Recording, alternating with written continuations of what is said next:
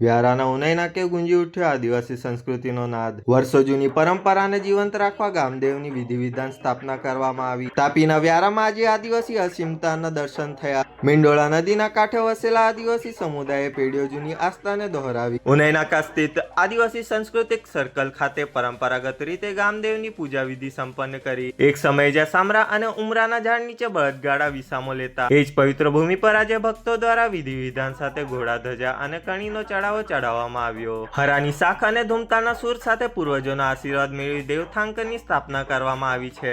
બંધારણની કલમ 13 મુજબ સુરક્ષિત આ પરંપરા આગામી સમયમાં અનુસૂચિત 5 વિસ્તારની સાંસ્કૃતિક વિવિધતા અને જળ જમીન જંગલની સુરક્ષાના પ્રતીક તરીકે ઓળખાશે। પૂર્વજોના લોહી પસીનાથી સિંચાયેલી આ ધરતી હવે નવી પેઢીને પોતાના ભવ્ય વિરાસતની યાદ અપાવતી રહેશે। આજે દક્ષિણ ગુજરાતના આદિવાસીઓના જે ગામદેવો હોય છે એ ગામદેવની પૂજા કરી અને સાંસ્કૃતિક સર્કલ આ નામ તો અમે આપેલું જ હતું, પણ એને અમારા જે પૂર્વજોની પૂજા પદ્ધતિ હતી એના જે સ્થાનકો હતા અને એમાં જે પુરખાઓની અમારી પૂજા થતી હતી, પૂજા આજે અમે કરેલી છે અને આ પૂજા દર વર્ષે હવે આ દિવસે થશે। મીંડોળા નદીને કિનારે કિનારે આદિવાસી સમુદાયના લોકોના પોતપોતાના ગામદેવો હતા। સીમારી હતા, ભુવાની હતી, નાંદરી હતા, અનેક દેવો હતા। અહીંયા બાજુમાં આપણે કુળામાં જઈશું તો ત્યાં ઉમરાના ઝાડો હતા ને એ ઉમરાના ઝાડની આસપાસ એ અમારા સ્થાનકો હતા, પણ આ વિકાસની સાથે સાથે સ્થાનકો અમારા દબાઈ ગયા અને અમારી જે મૂળ ઓળખ છે, અમારી જે મૂળ સંસ્કૃતિ છે એ વિલુપ્ત થતી જવા લાગી। એટલે વ્યારામાં રહેતા અને આસપાસમાં રહેતા આદિવાસીઓ, આદિવાસી સમુદાયના લોકોએ આજે આ પૂજા પદ્ધતિ અમે ફરીથી શરૂ કરી છે અને એ પૂજા પદ્ધતિ દર વર્ષે થશે। જય આદિવાસી, જોહાર। આજે મહાશિવરાત્રીના રોજ વિયારા ખાતે જે મીંડોળા નદી આવી છે તેના કિનારે પહેલાના જે આપણા પૂર્વજો હતા તે લોકો મોટે ભાગે ઉમરાનું ઝાડ છે ત્યાં પૂજવિધિ કરતા હતા।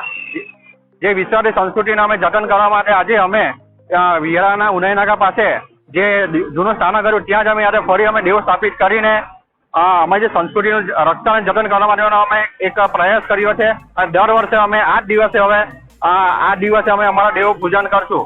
જોહાર। અત્રે આદિવાસી સાંસ્કૃતિક સર્કલ તરીકે નોમિનેટ થયેલ સર્કલ પર આજે મહાદેવ એટલે કે આદિવાસીઓનો દેવ એ કુદરતી દેવ છે। એના થકી જીવ સૃષ્ટિની ઉત્પત્તિની શક્યતા નથી। એને માન્ય રાખીને ઉમરાના ઝાડો નીચે આદિવાસીઓના ગામદેવ તરીકે તેની પૂજા થતી હતી।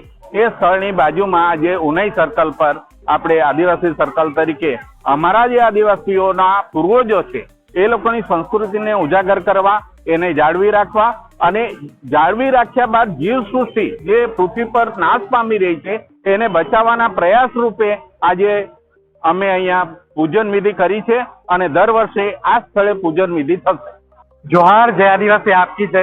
આજરોજ તાપી જિલ્લાના વ્યારા ખાતે ઉનાઈ નાકા ખાતે જે આદિવાસી સાંસ્કૃતિક સર્કલનું નામકરણ કરવામાં આવ્યું હતું ત્યાં જ આજરોજ જે આદિ અનાદિકાળથી આદિવાસી સમાજ પોતાની રૂઢિ પ્રથા અને જે આદિવાસી રીત રિવાજ પ્રમાણે પોતાના દેવોને પૂજતા આવે છે, એ રીતે આજે અહીં આદિવાસી રીત રિવાજ પ્રમાણે અહીં દેવોનું સ્થાનક મૂકવામાં આવ્યું છે અને દર વર્ષે આજના દિવસ અહીં દર વર્ષે અહીંયા આદિવાસી રીત રિવાજ પ્રમાણે અહીંયા દેવોનું પૂજા પદ્ધતિ કરવામાં આવશે।